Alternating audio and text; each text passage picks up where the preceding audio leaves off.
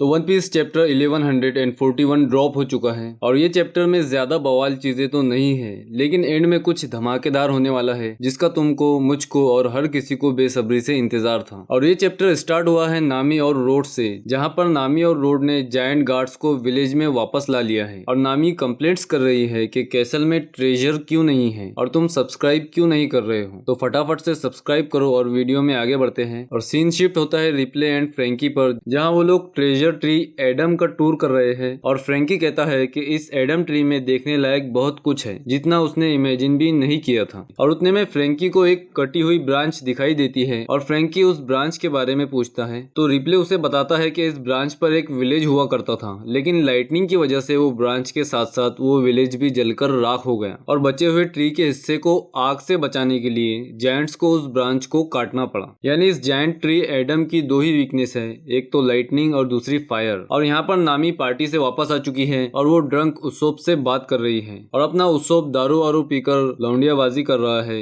भाई उसोप के तो मजे हैं। फिर उसोप नामी से कहता है कि तुम कब वापस आई, और लूफी और जोरो कहीं दिखाई नहीं दे रहे और नामी भी नहीं जानती कि लूफी और जोरो कहाँ पर है। और अब शुरू होगा इंटरेस्टिंग पार्ट। और यहाँ पर रोड ने कुछ गार्ड्स लाए हुए है जर्ड को पीटने के लिए और जर्ड उससे पूछ रही है कि हुआ क्या है, लेकिन वो कुछ बताने के लिए तैयार ही नहीं है और उसे पीटा जा रहा है। फिर सीन शिफ्ट होता है लूफी और जोरो पर और ये दोनों अंडरवर्ल्ड में पहुंच चुके हैं। पिछले चैप्टर में गबान से भिड़ने के बाद ये दोनों निकल पड़े थे अंडरवर्ल्ड की तरफ और इस चैप्टर में आखिरकार ये दोनों पहुंच ही गए और इन दोनों ने लोकी को भी ढूंढ लिया है। और यहाँ पर लोकी बड़ी बड़ी चेन्स में जकड़ा हुआ है और लोकी की हालत ऐसी है जैसे वो किसी भी टाइम मरने वाला है। मतलब लोकी की हालत बहुत ही ज्यादा खराब हो चुकी है और लोकी खुद को आजाद करने की कोशिश कर रहा है, लेकिन वो कमजोर पड़ चुका है क्योंकि जिस चेन से उसको बांधा गया है वो चेन सी प्रिज्म स्टोन से बनी हुई है, नहीं तो पता नहीं अब तक लोकी क्या क्या कर डालता। और यहाँ पर जोरो और लूफी में आर्ग्यूमेंट हो रही है कि इसको आजाद करे या रहने दे। फिर जोरो कहता है कि इसको ऐसे ही रहने दो, पहले इससे बात करते हैं ताकि हमें पता चले कि लोकी कैसा इंसान है, फिर हम डिसाइड करेंगे इसे आजाद करना है या नहीं। फिर जोरो लोकी के करीब जाता है और लोकी के जख्म पर एक किक मारता है जिससे लोकी को बहुत दर्द होता है और वो चिल्लाने लगता है। फिर जोरो कहता है ठीक है ये जख्म असली है, लेकिन लूफी कहता है ये मरने वाला है। लूफी को लोकी पर दया आ रही है, यार खोलो इसे जल्दी नहीं तो ये मर जाएगा। लेकिन जोरो कहता है कि अगर ये ऐसे मरता है तो ये उसकी किस्मत होगी, इसमें हमारा कोई दोष नहीं। लेकिन लूफी कहता है जोरो तुम कितने मतलबी हो। और यहाँ पर जोरो लोकी को आजाद करने के लिए अग्री हो जाता है, लेकिन जोरो का कहना है कि लोकी के पैर की चेन्स नहीं खुलेगी, बाकी सब खोल लो। भाई हम सबको पता है कि जोरो इंटेलिजेंट है, उसका डिसीजन गलत नहीं हो सकता। तो यहाँ पर लूफी कह रहा है कि हमें चॉपर की जरूरत है, लेकिन लाइब्रेरी यहाँ से बहुत दूर है, क्योंकि चॉपर लाइब्रेरी में है तो हमें किसी विलेज के डॉक्टर के पास जाना होगा क्योंकि लोकी बहुत बुरी तरह इंजर्ड है। लेकिन जोरो कहता है कि अगर हमने ऐसा किया तो जायंट्स को ये पसंद नहीं आएगा और शायद वो हमें धक्के मार के यहाँ से निकाल दे। और फिर लूफी तो लूफी है जिसको किसी की परवाह ही नहीं। लूफी कहता है आई डोंट केयर, मैं तो विलेज जाऊंगा और डॉक्टर को लाऊंगा, लेकिन उससे पहले हमें लोकी को मीट खिलाना होगा क्योंकि कोई भी इंजुरी मीट खाने से जल्द ठीक हो सकती है, ऐसा लूफी का मानना है। फिर जोरो को एक जानवर दिखाई देता है जो कि लोकी के साइड में पड़ा हुआ है, तो जोरो कहता है ये जानवर है ना, इसमें बहुत सारा मीट है, इसे ही खिला दो। तो लूफी कहता है क्या बकवास कर रहे हो, लोकी मेरा फ्रेंड है और मैं उसके लिए खुद शिकार करके मीट लाऊंगा। और जैसे ही वो जाने लगता है उन्हें कुछ आवाजें सुनाई देती है और वो लोग ऊपर की तरफ देखते हैं और भाई ऊपर से तो हैरुद्दीन और उसके लोग गिर रहे हैं और उनके साथ सांजी भी है। लगता है कुछ बवाल होने वाला है और यहाँ पर रोड ने हैरुद्दीन को सब बता दिया है और हैरुद्दीन यहाँ पर लूफी और जोरो को रोकने आया है। और लूफी उनको गिरते हुए देखता है और खुद को एक बलून में बदल देता है और उनको सेफ लैंड करवाता है। और हैरुद्दीन लूफी को देखकर इतना खुश हो गया है कि उसको रोना आ जाता है, लेकिन स्वॉर यानी जेंट्स की शिप उस बलून से यानी लूफी से जंप करके और दूर चली जाती है, लेकिन जर्ड और सांजी लूफी के पास ही गिर जाते हैं। और थोड़ी देर बाद हैरुद्दीन और उसका क्रू फिर से लूफी के पास आते हैं, लेकिन अब की बार वो लोग थोड़े जख्मी हैं। लेकिन वो लोग लूफी को थैंक्स बोलते हैं उनकी हेल्प के लिए, क्योंकि अगर लूफी उनकी हेल्प नहीं करता तो उनकी मौत तो पक्की थी। और फिर हैरुद्दीन कहता है कि लोकी को आजाद मत करना, प्लीज स्ट्रॉ हैट अपने डिसीजन के बारे में फिर से सोचो, तुम्हें लोकी पर भरोसा नहीं करना चाहिए, वो कर्स्ड है और खूंखार भी है, हम उसे बचपन से पहचानते हैं। अगर उसने तुमसे कहा है कि उसे आजाद कर दो तो ये सब एक ढोंग है, वो एक धोखेबाज है, चालबाज है और रंडी। लोकी पूरी दुनिया के लिए दुश्मन है। और भाई हैरुद्दीन ने यहाँ पर लोकी को कुछ ज्यादा ही बुरा बोल दिया है और हैरुद्दीन कहता है कि लोकी ऐसा इंसान है, मतलब ऐसा कैरेक्टर है कि अगर आज वो किसी को अपना दोस्त कहता है तो कल उसकी जान भी ले सकता है।